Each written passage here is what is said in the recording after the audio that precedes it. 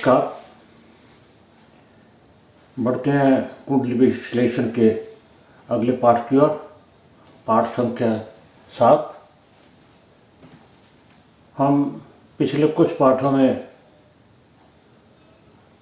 लगन, धन भाव और पराक्रम भाव की चर्चा कर चुके हैं। पिछले पाठ में हमने इसी कुंडली से D1 और इसी D9 चार्ट से लगन की चर्चा भी की और धन भाव तथा पराक्रम भी की। यही चार्ट जो है हम 12 के 12 भागों में अगले आने वाले पाठों में भी यही चार्ट रखेंगे, ताकि आपको पूर्ण रूप से समझ आ जाए कि एक ही चार्ट में सब कुछ कैसे देख रहा है, चाहे अच्छा चाहे बुरा,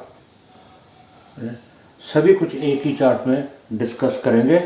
तो आज जो हम डिस्कस करने वाले हैं, जिसके बारे में हम चर्चा करेंगे, वो पार्ट है सुख भाव, फोर्थ हाउस,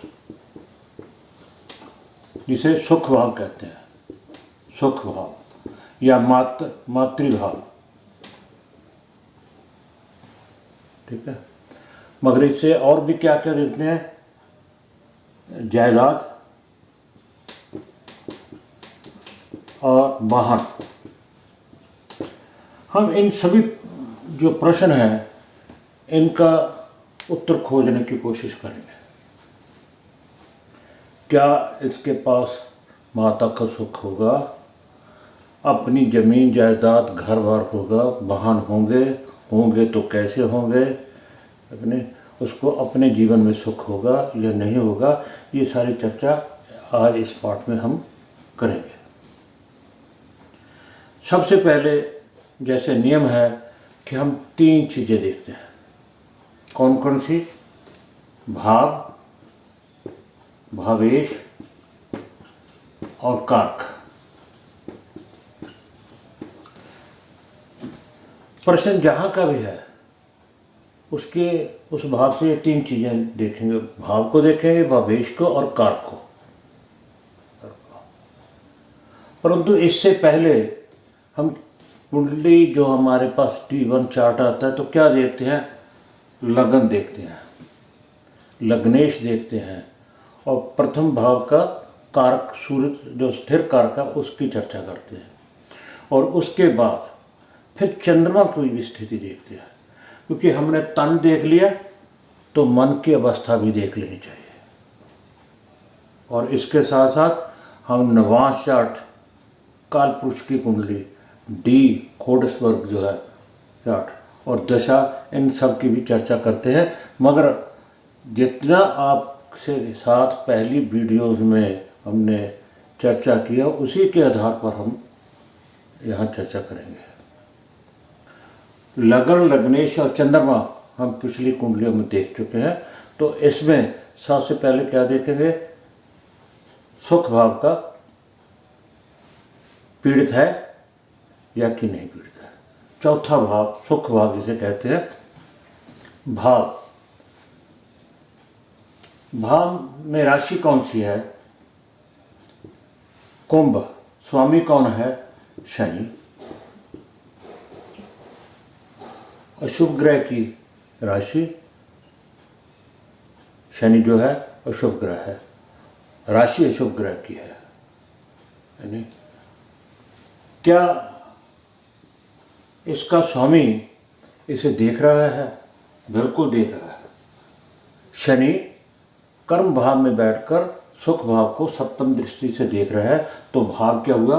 बलवान हो गया। नंबर 1। नंबर 2, यहाँ पे स्थिति किसकी है? बैठा कौन है? गुरु, शुभ ग्रह बैठा है। नंबर 3, शुक्र अपनी सप्तम दृष्टि से शुभ ग्रह है, देख रहा है। भाव जो है पूर्ण रूप से बलवान है। क्या किसी और की दृष्टि है? मंगल की दृष्टि है। 1 2 3 4। मंगल अपनी चौथी दृष्टि से चौथे भाव को देख रहा है लगन में बैठकर। ये अच्छा नहीं है, ये अच्छा नहीं है। भाव को भावेश देख रहा है, भाव में शुभ ग्रह बैठे हैं, भाव के ऊपर शुभ दृष्टि शुक्र की है, ये बातें सभी ठीक है, परंतु मंगल का चौथी दृष्टि से इस भाव को देखना कुछ गड़बड़ बता रहा है। ये हमारे मन में जरूर आ जाना चाहिए। मंगल क्या है? लग्नेश है, लगन में ही बैठा है और साथ में चंद्रमा बैठा है। चंद्रमा कौन है? कारक। चंद्रमा कौन है? कारक। कारक के ऊपर कोई किसी और की दृष्टि है? अगर देखें चंद्रमा के ऊपर ना तो कोई सप्तम दृष्टि है, ना शनि की दृष्टि है, मंगल खुद यहीं बैठा है। चंद्रमा की मंगल के साथ, लग्नेश के साथ युति अच्छी, परंतु यहाँ का कारक होने के नाते अच्छा नहीं है। कारक भी पीड़ित है और मंगल की चौथे भाव पर दृष्टि, बीच में बैठा गुरु, गुरु पर चौथे तरह की दृष्टि गुरु को भी कमजोर करता है। गुरु के ऊपर और किसकी दृष्टि है? शनि की। शनि अपने भाव को देखता है, भाव के लिए तो अच्छा, मगर गुरु को पीड़ित करता है। और गुरु कहाँ का स्वामी है? धन स्थान का और पंचम का। धन स्थान पीड़ित है, धन स्थान का स्वामी पीड़ित है और पंचम का स्वामी पीड़ित है, तो आप समझ सकते हैं, यानी जिसके पास संचित धन नहीं है, हाँ, भाव पीड़ित है और इस भाव का कारक पीड़ित है मंगल के साथ। मगर भाव से देखते क्या क्या है? हम सुख देखते हैं, निजी सुख जीवन में, माता का सुख, जमीन जायदाद का सुख, वाहन का सुख। इस भाव के स्वामी की युति किसके साथ है? भवेश। अगर देखें इसका भवेश जो है कहाँ बैठा है? केंद्र में बैठा है। किसके साथ युति है? शुक्र। शुक्र किसका कारक है? कामनाओं, इच्छाओं का। कर्म के हिसाब से भी और यहाँ से भी सुख की कमी नहीं होगी। जिसके साथ शुक्र है, सुख की कमी नहीं है। और शनि की युति किसके साथ? मित्र के साथ, शुभ ग्रह के साथ, और उसके ऊपर शुभ ग्रह की दृष्टि। शुभ ग्रह की दृष्टि, सुख तो मिलेगा, इसमें कोई दो राय नहीं। अब बात यह है कि उसको जीवन में अपना सुख कितना मिलेगा, निजी सुख जो है, क्योंकि इसमें बैठा जो गुरु है वो भी पीड़ित है शनि से और मंगल से। उसके पास ना तो अपना बैंक बैलेंस होगा, सब कुछ फैब्रिकेट, मगर गाड़ियां भी होगी, घर बाहर भी होगा, सब ऐसे लोग जो, क्योंकि लगन की जो राशि है वो वृश्चिक है।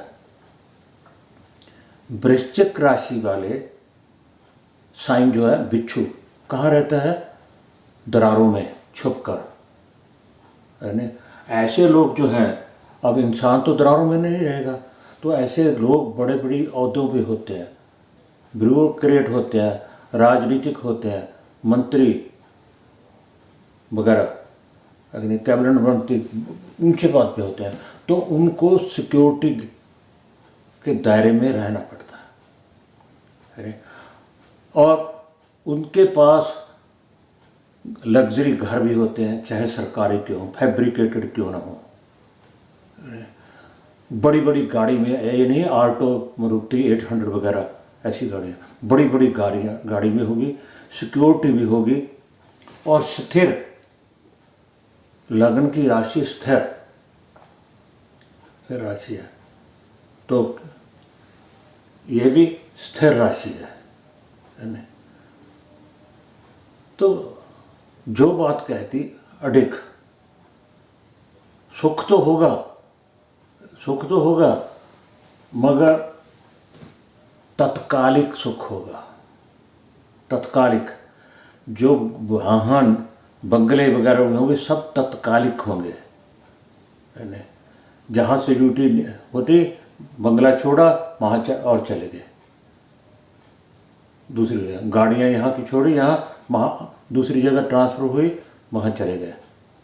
सब कुछ होगा, बड़े बढ़िया गाड़ियाँ होंगी, लग्जरी गाड़ियाँ भी होगी, बड़े बड़े मकान भी होंगे, कोठियाँ होंगी, मगर सब कुछ क्या होगा? तत्कालिक होगा, तत्कालिक सुख होगा, और धन भी तत्कालिक ही होगा। इसके बारे में चर्चा नेक्स्ट करेंगे कि हायर एजुकेशन और औलाद क्या होगी या नहीं होगी, क्योंकि गुरु कारक इसका भी है और इसका भी है, भाग्य स्थान का भी है और एकादश का भी है। जिस जिस भाव की चर्चा करेंगे वैसे वैसे बढ़ते जाएंगे, विचार करते जाएंगे। सो निजी सुख तो है, वाहन जमीन बंगले होंगे मगर अपने नहीं, फैब्रिकेटेड होंगे, तत्कालिक सुख होगा। अब बात है माता की, क्या माता के साथ रहेगी? हाँ, माता का सुख होगा, माता के साथ प्रेम होगा, मगर उसके साथ नहीं रहेंगे। क्यों नहीं रहेंगे? क्योंकि मंगल जो है मंगल की दृष्टि है, शनि इस भाव को देख रहा है, भाव के लिए अच्छा, मगर गुरु बीच में बैठा पीड़ित है, गुरु पीड़ित है, मंगल भी पीड़ित कर रहा है। मंगल इस कारक जो चंद्रमा है उसको भी पीड़ित कर रहा है, इसलिए माता के साथ नहीं रहेगा। विचार बेशक ना मिलेंगे मगर आपसी प्रेम रहेगा, अंदर से प्रेम रहेगा, दुविधा भी रहेगी, विचारों की मेलजोल भी रहेगा, विचारों के हिसाब से मेलजोल नहीं रहेगा, दूर रहेगा। ठीक है, तो अब जो हमने ये जो बात कही इसमें हमने देखने की कोशिश की, क्या इसको हम नवांश में भी देख सकते हैं? नवांश इसका क्या कह रहा है चतुर्भाव के हिसाब से, सुख भाव के हिसाब से? क्या जो बातें हमने यहाँ बताई क्या उसका समर्थन करता है या कुछ कम या बढ़ोतरी कर रहा है? लगन की चर्चा हम पहले कर चुके हैं सब कुछ, नहीं? क्योंकि चार्ट वही है, D9 के लगन में कौन सी राशि आ गई? 9वें स्थान की राशि, भाग्य स्थान की राशि है। अच्छा, और इसकी राशि कहाँ चली गई? पंचम में चली गई, वो भी अच्छा।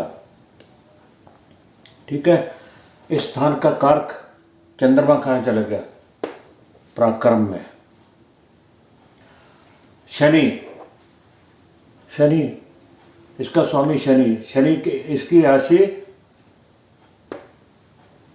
अष्टम में चली गई, पीड़ित हो गया, बताता है नहीं? और इसका स्वामी शनि कहाँ चला गया? छठे में चला गया। छठे में अशुभ ग्रह का जाना, शनि का जाना इतना बुरा नहीं है।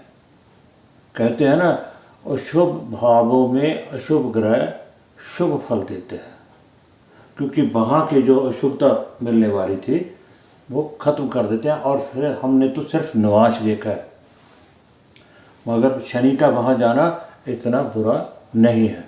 क्यों नहीं है? शनि यहाँ सिंह राशि, शत्रु राशि का बैठा था, और यहाँ आकर क्या हो गया? धनु राशि में, गुरु की राशि में।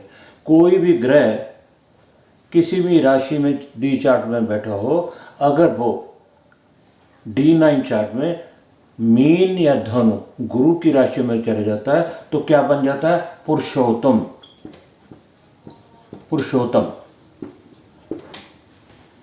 पुरुषोत्तम होने के कारण ये बलवान हुआ, बढ़ोतरी हुई। सो हम देखते हैं यहाँ गुरु है, गुरु की स्थिति क्या है, यहाँ केंद्र में थी, यहाँ त्रिकोण में आ गए, त्रिकोण में आ गए। जो हमने बातें यहाँ बताई आपको, उसका समर्थन D9 चक्र कर रहा है। तो सुख तो होगा, निजी सुख होगा, माता का सुख होगा, घर जमीन जायदाद और वाहन का, बड़ी बड़ी लग्जरी गाड़ियों का, इच्छाओं का सुख तो होगा, जो चाहेगा वो मिलेगा, मगर क्या है, अपना कुछ नहीं होगा, सब फैब्रिकेटेड होगा। क्योंकि अपना धन नहीं, अपना घर नहीं, माता के साथ प्रेम तो है मगर विचार नहीं मिलते। क्यों नहीं मिलते? मंगल की दृष्टि चौथे स्थान पे, मंगल की दृष्टि गुरु पे, शनि की दृष्टि गुरु पे। शनि अपने भाव को तो नहीं पीड़ित करता। मंगल चंद्रमा की युति लग्नेश के साथ होना तो ठीक है, मगर एज ए कारक होने से जो बात है खराब हो जाए। क्योंकि माता का